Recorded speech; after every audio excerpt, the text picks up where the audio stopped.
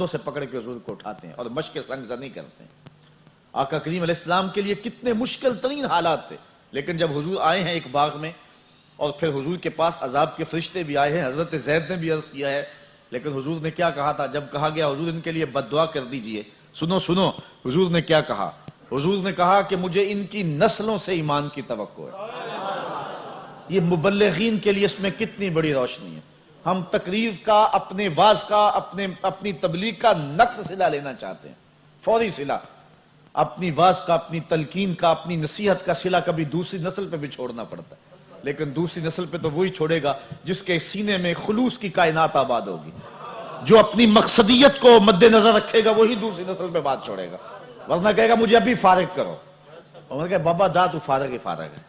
तो अजीब बात है, अजीब रंग है, अजीब ढंग है। तो जरा देखिए, कहा मुझे इनकी नस्लों से ईमान की तवक्को है। अब हुजूर की जिंदगी देखिए, हुजूर के शब रोज देखिए, हुजूर के माह साल देखिए। ये तीन चीजों कसम फरमाई। कसम है शहर मक्का की गलियों। आज हर बंदा कह रहा है, मैं कहता हूं हर दौर में कोई लफ्ज गढ़े जाते हैं और उनको घड़ करके मुआशरे के अंदर छोड़ा जाता है, और जिनकी जरूरत होती है वो उसको उचक लेते हैं, और कोई याद रहे ना रहे तो उन लफ्जों को जरूर याद कर लेते हैं। किसी जमाने में किसी मुफक्किर ने कहा था कि दीन में दाढ़ी है, दाढ़ी में दीन नहीं है। तो ये बात हर बंदे को याद थी। हर दाढ़ी मुंडा शख्स जो है वो कहता है यार बड़ी कमाल की बात है, कितना फलसफा इन लफ्जों के अंदर, और उसने याद किया हुआ था। और जब कहीं बैठते हो जी ठीक है दीन में दाढ़ी है, दाढ़ी में दीन नहीं। तो मैं कहता हूं अगर यही फलसफा मान लिया जाए तो फिर कहा जाएगा कि दीन में नमाज है, नमाज में दीन नहीं, दीन में रोजा है, रोजे में दीन नहीं, दीन में हज है, हज में दीन नहीं, तो फिर दीन होगा कहां? तो चूंकि ये जरूरत की बात थी उसको हाथों हाथ ले लिया गया। ये उस जमाने में बात कहेगी जब मीडिया का जमाना नहीं था, लेकिन आज एक बात है कि जो हर शख्स के लब पे है। आज कहा जाता है जी आजकल दीन पे चलना बड़ा मुश्किल है। ये हर बंदा कहता नजर आ रहा है आजकल दीन पे चलना बड़ा मुश्किल है। मैं इसके जवाब में कहा करता हूं तेरे लिए मुश्किल है या करबला वाले हुसैन के लिए मुश्किल था? तेरे लिए मुश्किल है या बिलाल हबशी के लिए मुश्किल था? तेरे लिए मुश्किल है या हजरत अम्मार इब्न यासिर के लिए मुश्किल था? जिनके लिए मुश्किल था उन्होंने भी नहीं कहा कि मुश्किल है। और हमारे लिए क्या मुश्किल है? आप ये मैं वाज कर रहा हूं तो कोई मौका काम है? आप सुन रहे हैं तो कुर्सियों पे बैठ के सुन रहे हैं। ये कितनी आसानी से दीन पहुंचाया जा रहा है और कितनी आसानी से बात पहुंच रही है और कितनी सहूलत के साथ आप सुन रहे हैं। तो हम कह जी हमने बड़ा काम किया। क्या बड़ा काम किया? असल मुश्किल तो वो काट गए जिन्हें खींचा गया मश्क सतम पे, जिन्हें जुल्म जबर चक्की में पीसा गया, तपते हुए कोयले उनकी जुबान पे रखे गए, उनके गले में रस्सियां डाल के मक्के के बाजारों में घसीटा गया। अच्छा अजीब तमाशा दुनिया ने देखा कि बिलाल हबशी को पुश्त पे कोड़े मारे जा रहे हैं और बिलाल आगे से मुस्करा रहे हैं। किसी ने रुक के कहा बिलाल ये अजीब बात है, वो तुम्हें कोड़े मार रहे हैं और तुम आगे से मुस्करा रहे। हज़रत बिलाल ने कहा तुम जाओ ना बाजार में मट्टी का प्याला खरीदने, तो उसको भी ठोंक ठोंक के देखते हो कहीं कच्चा तो नहीं है, इसकी आवाज तो खराब नहीं है। कहा तुम तो बाजार से मिट्टी का प्याला भी खरीदो तो ठोंक बजा के देखो, मेरा मालिक बिलाल को खरीद रहा है, देख रहा है बिलाल कहीं कच्चा तो नहीं है। मैं कहता हूं मालिक उधड़ जाए खाल भी बिलाल की हक हक की आवाज खत्म नहीं हो। जख्म पे जख्म खा के जी खूने जिगर के घूंट पी, आह न कर लबों को सी ये इश्क है दिल लगी नहीं। यार मोहब्बत कोई तमाशा तो नहीं है, सिर्फ नारे का नाम मोहब्बत नहीं है। आज तो 5000 से लाख तक हमारा इश्क चमकता है। जब महफिल नात में नोटों की बरसात होती है तो फिर जोश आता है इश्क को, और फिर मोहब्बत परवान चढ़ती है और जो है वो हुब्बे रसूल के जज्बे फरोग पाते हैं। और अगर नोट देने वाले ठंडे हो जाएं तो इश्क का जज्बा भी ठंडा हो जाता है। ये कैसी आग है इश्क की, ये कैसा प्यार का रंग और ढंग है। प्यार की कहानी उनसे पूछिए, वो कितनी खूबसूरत और कितनी दिलावेज दास्तानें थी जो हक के रास्ते में उन लोगों ने मुरत्तब की। हम उस शख्स की कहानी भी नहीं भूल सकते जिसकी दो टांगों को दो मुख्तलिफ ऊंटों की पिछली टांगों से बांध करके कहा गया मुनहरिफ हो जा दीन से, वरना इन ऊंटों को हांका लगाएंगे, तेरा बदन चिर जाएगा, दो बराबर हिस्सों में तकसीम हो जाएगा। उसने कहा कर लो जो करना, मैं नामे हक नहीं छोड़ूंगा। फिर ऊंटों को हांका लगता है, बदन चिरने लगता है, सुरख सुरख कतरे गिरने लगते हैं। हमें तारीख ने बताया जब तक जुबान बोलती रही लफ्ज यही थे, फुज़ तो बिरब्बिल काबा, काबे के रब की कसम में जिंदगी की बाजी जीत गया। आशिक हर कोई आखे पर आशिक बनदा मर के, जहर प्याला कोई नहीं पींदा पर आशिक पींदा पर के। کہنا آسان ہے لیکن عمل کی زندگی سے گزرنا یہ مشکل کام ہوتا ہے۔ آج ایک طرف فکر گستاخ کا زمانہ ہے اور دوسری طرف صرف خالی نعروں کا دور آ رہا ہے۔ آئیے ہم اپنے آپ کو دیکھیں اور اپنا محاسبہ کریں کہ کیا ہمارا عشق صحابہ کی محبت کا عکس ہے بھی یا نہیں ہے۔ اگر نہیں ہے تو کہیں خود فریبی میں مبتلا تو نہیں ہے، ہم اپنے جو ہے وہ ان مصنوعی جذبوں کو کہیں عشق تو نہیں قرار دے رہے، یا کہ ہمارے اندر عشق کی وہ رمق بھی موجود ہے۔ آؤ ان راستوں پہ چل کر کے اپنی زندگی کو روشنی دے۔ یہی مضمون ہے اسی سورت کا، لَقَدْ خَلَقْنَا الْإِنسَانَ فِي قَبْرٍ۔ قسم محبوب کے شہر خوش خصال مکہ کی، قسم حضور کے والد بزرگوار کی جنہوں نے راہ حق میں تکلیفیں اٹھائیں، اور قسم محبوب علیہ السلام کے وجود مسعود کی۔ لَقَدْ خَلَقْنَا الْإِنسَانَ فِي قَبْرٍ، ہم نے انسان کو مشقتوں میں رہتا ہوا پیدا کیا۔ یہ کوئی فارمی چوزہ نہیں ہے کہ تھوڑی سی تکلیف آئے تو گھبرا کے بیٹھ جائے۔ یہ انسان کی فطرت ہے۔ اللہ تعالیٰ انسان کی جو تخلیق کی ہے وہ انسان سے چاہتا یہ ہے، یہ کشاکشی حالات سے ٹکرائے۔ لَقَدْ خَلَقْنَا الْإِنسَانَ فِي قَبْرٍ، مشقتوں میں رہتا ہوا، دکھوں کا سینہ چیرتا ہوا، حالات کے جبر سے ٹکراتا ہوا، یہ اس انداز سے ہم نے اس کو پیدا کیا۔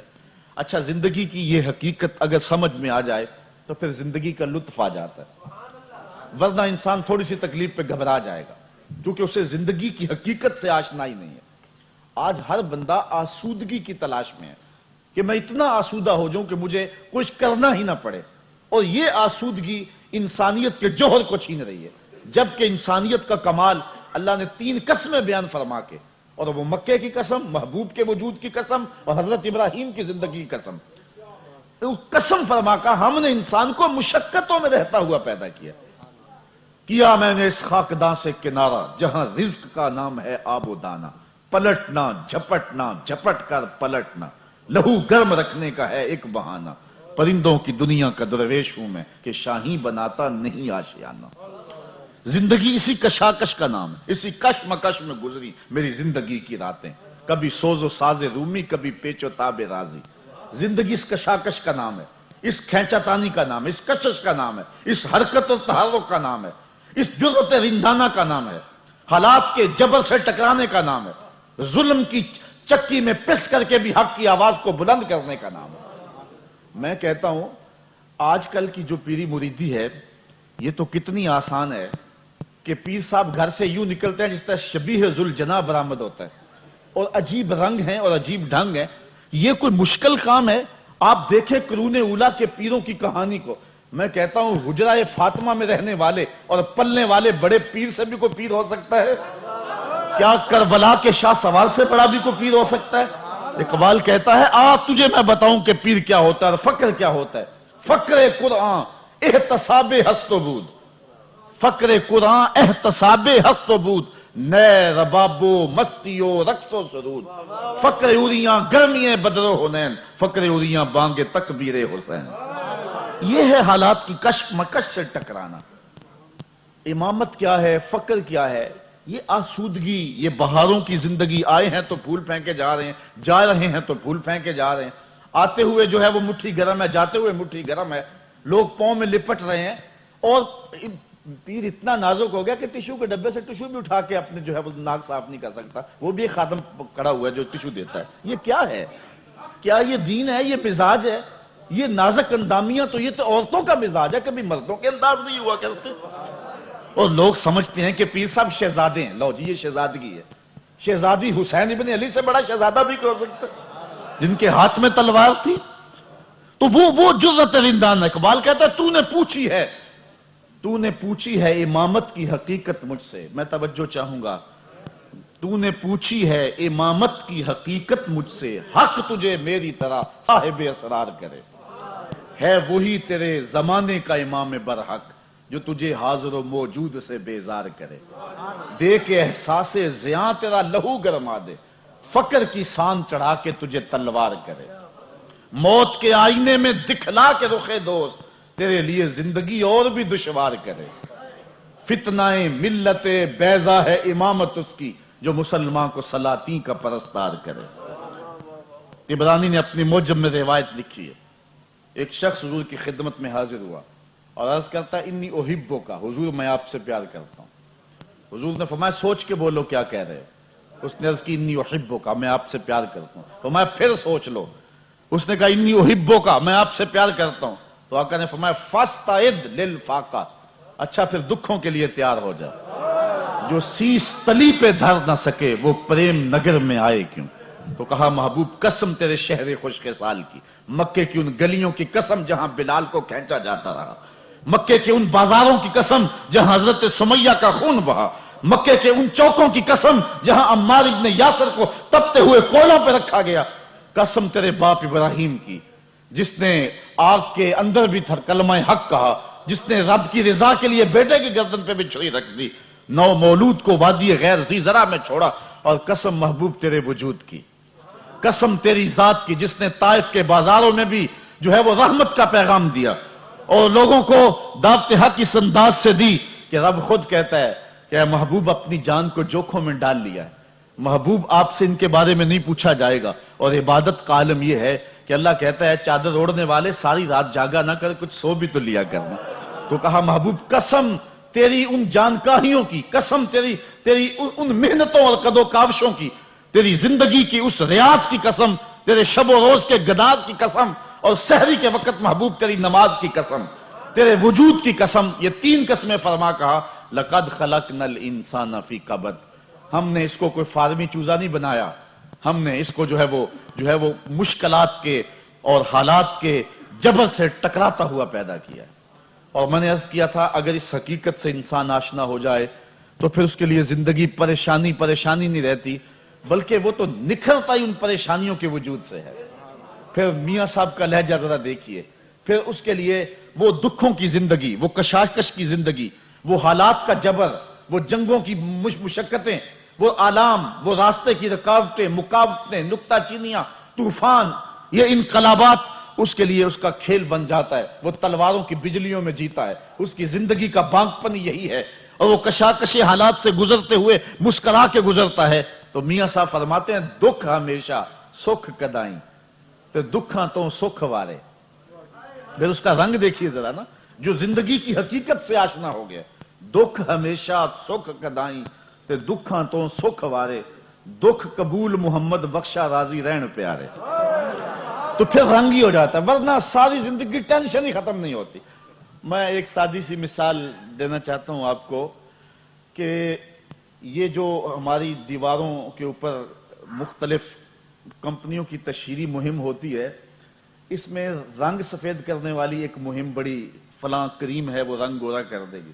پوری قوم پاگل ہوئی ہے اور عورتیں جو ہیں وہ کریمیں خرید رہی ہیں کہ میرا رنگ سفید ہو جائے. اور پاکستان میں اور ایشیائی ممالک کے اندر جتنی کریم بکتی ہے اتنی کسی ملک میں نہیں بکتی کہ وہ رنگ جو ہے وہ گورا کر لیا جائے. چونکہ کالے رنگ والا فطرتاً احساس کمتری میں مبتلا ہے اور وہ کہتا ہے کس طریقے سے جو میں اپنے آپ کو گورا کر لوں. اور پوری قوم اور ہمارا ڈھیروں سرمایہ اس پہ لگ رہا ہے. اب یورپ میں بھی انگریز جو ہیں وہ 2 طرح کے، کالے بھی ہیں اور سفید بھی ہیں. اب اگر وہ کالے احساس کمتری میں مبتلا ہو جائیں تو وہ بھی یوں کرے کہ وہ اتنی کریم ہم سے بھی زیادہ استعمال کریں، لیکن وہاں کوئی رنگ گورا کرنے والی کریم نہیں بکتی. وہ کالے استعمال ہی نہیں کرتے. کیوں؟ ان کی ماؤں نے انہیں ایک ٹیکنیکل بات بتا دی ہے اور ان کا احساس کمتری اس بات نے دور کر دیا. اس نے کہا یہ جو گورے ہیں نا یہ تو ابھی پورے پکے ہی نہیں ہے، پہلے ہی پیدا ہو گیا، تمہارا رنگ صحیح پکا ہے. وہ کہتے ہیں کہ یہ جو کالے گورے ہیں نا، گورے یہ تو ابھی کچے تھے کہ پیدا ہو گئے، اصل تو رنگ تمہارا ہے. اور امریکہ میں جو گورے ہیں وہ جو ہے اپنے آپ کو جو ہے وہ اس کا مالک سمجھتے ہیں، وہ کہتے ہیں اصل تو ہم ہیں. اور حضور علیہ السلام کا وہ فرمان دیکھیے، یار میرے حضور جیسا زمانے میں کوئی نہیں. اللہ اکبر. فرمایا گورے کو کالے پہ فضیلت نہیں اور کالے کو گورے پہ فضیلت نہیں. تو ہم کبھی سوچتے تھے کہ گورے کو کالے پہ فضیلت نہیں، یہ تو بات بتائی تو کالا کب کہتا کہ میں گورے سے افضل ہوں. لیکن امریکہ میں جا کے دیکھا کہ وہاں گورے جو کالے ہیں وہ گوروں سے اپنے آپ کو افضل مانتے ہیں. انہوں نے مسئلہ ہی ختم کر لیا کہ ان کا تو رنگ کچا تھا، یہ پہلے پیدا ہو گئے اور ہمارا صحیح رنگ پکا ہے، ہم صحیح ہیں. تو وہ کریموں کے جنجال سے چھوٹ گئے. اگر انسان زندگی کی حقیقت سے آشنا ہو جائے، جب انسان کی تخلیق کی گئی اور خمیر گویا گیا آدم علیہ السلام کا، تو 39 دن تک غموں کی بارش ہوئی ہے، 1 دن سکھ کی بارش ہوئی ہے. تو زندگی میں خوشیاں غم مصائب اس اعتبار سے. تو اگر انسان اس کے لیے تیار ہو جائے کہ یہ دکھ آنے ہی آنے ہیں، حالات کے جبر سے ٹکرانا ہی ٹکرانا ہے، یہ مخالفتیں، مقاومتیں، مشکلیں، تکلیفیں، تو پھر وہ گھبرا کے ہائے سارا زمانہ میرے خلاف ہو گیا، یہ مسئلہ وہ مسئلہ، ٹینشن نہیں رہے گی. پھر میاں صاحب کے لہجے میں یہی کہے گا کہ دکھ ہمیشہ تے سکھ کدائیں تے دکھاں تو سکھ وارے، دکھ قبول محمد بخشا راضی رہنے پیارے. پھر وہ زندگی کی حقیقت سے پردہ اٹھا لے گا. جس طرح ان کالوں کا مسئلہ ختم ہو گیا، کسی کریم کی ضرورت ہی نہیں ہے، تو پھر ان کے لیے زندگی کی راہ جو ہے وہ آسان ہو جائے گی. اور اللہ تعالیٰ نے اس حقیقت کو لوگوں کے سامنے رکھنے کے لیے 3 قسمیں فرمائی. یار اللہ کو اپنے محبوب سے پیارا تو کوئی نہیں، اللہ کو اپنے خلیل سے پیارا تو کوئی نہیں، اور مکے میں جو محبوب کے نام پہ قربان ہوئے ان غلاموں سے پیارا تو کوئی نہیں. لیکن اس مرحلے سے تو وہ بھی گزرے ہیں، ان دکھوں کو تو جو ہے وہ انہوں نے بھی جو ہے وہ ان کو نبھایا ہے. تو پھر میں اور آپ جو ہیں کیا ان حالات کے مقابلے میں نہیں آئیں گے؟ اس لیے ہمیں بھی ان کشاکش حالات کے ساتھ جو ہے وہ ٹکرانا پڑے گا اور دکھوں کا مقابلہ کرنا پڑے گا. تو فرمایا قسم ہے محبوب اس شہر خوش کے سال مکہ المکرمہ کی، قسم ہے محبوب آپ کے وجود مسعود اور آپ کے والد گرامی کی، کہ بے شک انسان کو مشقتوں میں رہتا ہوا پیدا کیا گیا ہے. لقد خلقنا الانسان فی کبد ایحسب ان لن یقدر علیہ احد یقول اہلکت مالا لبدا. اس عنوان کو اگر چھیڑوں تو یہ تھوڑا سا آگے بڑھ جائے گا، لیکن اس کا خلاصہ یہ ہے کہ اللہ تعالیٰ فرماتا ہے کہ انسان کی کمزوری یہ ہے کہ وہ ڈھینگے مارتا ہے کہ میں نے اتنا مال خرچ کر دیا، میں نے فلاں معاملے میں اتنے پیسے لگا دیے، فلاں معاملے میں اتنے پیسے لگا دیے، اور وہ کہتا ہے کہ میرے اوپر کسی کا زور نہیں چل سکتا. اللہ تعالیٰ ارشاد فرماتا ہے کہ ہم نے اس کو 2 آنکھیں نہیں دی. الم نجعل لہ عینین ولسانا وشفتین وہدیناہ النجدین. ہم نے 2 آنکھیں دی ہیں، اس کو بولتی زبان دی ہے، اس کو 2 ہونٹ دیے ہیں. اچھا، یہ انسان کی اس فطرت کی طرف اشارہ ہے کہ انسان یہ تو اپنا گھر بھی بنائے نا تو وہ کہتا ہے دیکھو جی میرا گیٹ اتنے کا لگا ہوا ہے، یہ بتاتا پھرتا ہے. یہ اپنی ماں کا بھی علاج کروائے نا تو جو ہے وہ بھی بتاتا ہے کہ اتنے پیسے فلاں عالی نسب ہاسپٹل میں میں نے اپنی ماں پہ لگا دیے. لگائے اپنی ماں پہ ہے لیکن اس کو بھی بتاتا پھرتا ہے اتنے پیسے میرے ولیمے پہ لگ گئے، یار آتش بازی پہ اتنے پیسے لگ گئے، یہ وہ بتاتا پھرتا ہے. اللہ تعالیٰ نے فرمایا الم نجعل لہ عینین ولسانا وشفتین وہدیناہ النجدین فلاقتحم العقبہ وما ادراک ما العقبہ. آگے کیا کہا؟ فکو رقبۃ او اطعام فی یوم ذی مسغبہ. یہ جو اتنے پیسے اڑا رہا ہے، مری گیا اتنے پیسے لگایا، گیٹ اتنے کا لگا ہے، اور آتش بازی پہ اتنے پیسے لگا دیے. اللہ فرماتا ہے اس نے کہاں کہاں پیسے لگائے ہیں. اس کی گلی کے کونے میں ایک بیوہ بھی بستی ہے، اس کی یتیم بچیاں نظر نہیں آئیں اس کو، لیکن فرمایا یہ مشکل گھاٹی ہے، یہ مشکل. فکو رقبۃ او اطعام فی یوم ذی مسغبہ یتیما ذا مقربہ. یہ مشکل کام ہے، اس سے اس کو داد نہیں ملتی. اچھا، اور یہاں مفسرین نے فرمایا ہے کہ یہاں یتیما ذا مقربہ جو کہا گیا نا، یتیم قریبی یتیم، چونکہ قریبی یتیم کی مدد کرنے سے جو ہے بندے کو معاشرے سے داد نہیں ملتی. سکے بتیجے ہوں، سکے بھانجے ہوں، ان کی انسان کفالت کر رہا ہو تو معاشرہ داد نہیں دیتا کہ اپنوں کر رہا ہے. تو اس لیے بہت سارے لوگ ہیں ان کو نظر انداز کر دیتے ہیں، لیکن باقی یتیموں کو لائن میں کھڑا کر کے، غریبوں کو لائن میں کھڑا کر کے ان کو عید پیکج دے رہے ہوتے ہیں، جس طرح کہ ہمارے ہاں رواج ہے. یہ بات میں آپ کے سامنے رکھنا چاہوں گا کہ اسلام نے جو ہے یتیم کے حوالے سے بات کی، اس کی تکریم کے حوالے سے بات کی ہے. آپ سورہ الفجر اٹھائیں، کلا بل لا تکرمون الیتیم. کہا کہ یہ وہ بد نصیب لوگ ہیں کہ جو یتیم کو عزت نہیں دیتے. یتیم کو کھانا دینے کی بات نہیں ہے، غریب کو کھانا دینے کی بات نہیں ہے، عزت نفس دینے کی بات ہے. یار کھانا بچا ہوا تو کتے کو بھی ڈال دیا جاتا، یہ تو کوئی بات نہیں ہے. بات کھانے کی نہیں ہے، بات اس کی عزت نفس کی ہے. یہ جو عید کے موقع پہ جو ہے وہ غریبوں کو لائن میں کھڑا کر کے اور 10 فوٹوگرافروں کو بلا کر کے ان کو عید پیکج دے رہے ہوتے ہیں اور سمجھتے ہیں ہم بڑی نیکی کما رہے ہیں. ذرا کبھی سوچیں اس لائن میں اگر انہیں کھڑا ہونا پڑتا تو کیا ہوتا؟ بلا وہ ان کے اپنے خاص اگر غریب ہو تو ان کو یوں دیتے ہیں. یہ اپنی شہرت اور اپنے من کی تسکین اور اپنے نفس کی غلامی ہے، اور غریب کی غربت کا مذاق اڑایا جا رہا ہے. تو اس لیے کہا کہ قریبی یتیم کی مدد یہ مشکل کام ہے، کسی پھنسے ہوئے کی گردن چھڑانا یہ مشکل کام ہے. اور انسان ادھر نہیں آتا اور دوسری جانب پیسے لگا کر کے جو ہے وہ کہتا ہے کہ میں نے اتنے پیسے فلاں جگہ پہ لگا دیے. اس ضمن کے اندر میں یہ بات بھی کہنا چاہوں گا کہ محفل نعت پر 5 لاکھ روپے آپ پھینک دینا آسان ہے، اور تنہائی میں جا کر کے کسی مدرسے کے لیے 10,000 دینا بھی مشکل ہے. اس لیے کہ جو ویڈیو وہاں بن رہی ہے وہ وہاں نہیں بن رہی، جو داد محسن اہل سنت کا جو لقب یہاں ملے گا وہاں نہیں ملے گا. اس لیے یہ مشکل ہے کیونکہ اس میں نفس کو تسکین ہوتی ہے.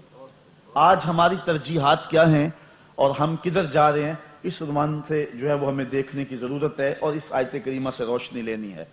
اللہ اکبر. اللہ تعالیٰ مجھے آپ کو اپنی رحمتوں کا نور عطا فرمائے اور اپنی خاص کرم نوازیاں ہم سب کا مقسوم کرے. آج ہم اپنی ان کٹھن ترین حالات سے اور ان مشکل ترین حالات سے نپٹنے کے لیے، حالات کے جبر سے عملی طور پر ٹکرانے کے لیے اگر تیار نہیں ہوتے اور کد و کاوش کو اور محنت کو اور اپنی خدمات کو تیز تر نہیں کر دیتے تو پھر ہم یقیناً پیچھے رہ جائیں گے. اس لیے کہ جو ہے وہ فطرت وہ انصاف پسند ہے. ایک کافر بھی محنت کرے تو اللہ اس کے اجر کو بھی ضائع نہیں کرتا، گو اس کا اجر صرف دنیا پہ ہوتا ہے. اور ایک مومن اگر ہاتھ پہ ہاتھ دھر کے بیٹھ جائے تو وہ صرف اس بات پہ کہ پدرم سلطان بود تو اس سے کچھ حاصل نہیں ہوگا. آج ہمارا یہی المیہ ہے، بحیثیت مسلم بھی اور بحیثیت اہل سنت بھی، کہ ہم کام کے حوالے سے اپنے آپ کو کمزور کر دیا ہوا ہے اور ہم سمجھتے ہیں کہ ہمارا مذہب ستھرا ہے، ہمارا عقیدہ سچا ہے اور ہمارے پاس جو ہے وہ عقائد کی سچائی اور روحانیت کے اجالے موجود ہیں. یہ سب کچھ موجود ہے، لیکن جب ہم نے محنت کو چھوڑ دیا تو وہ دوسرے لوگ جو ہیں وہ آگے بڑھ گئے اور ہم بہت پیچھے رہ گئے.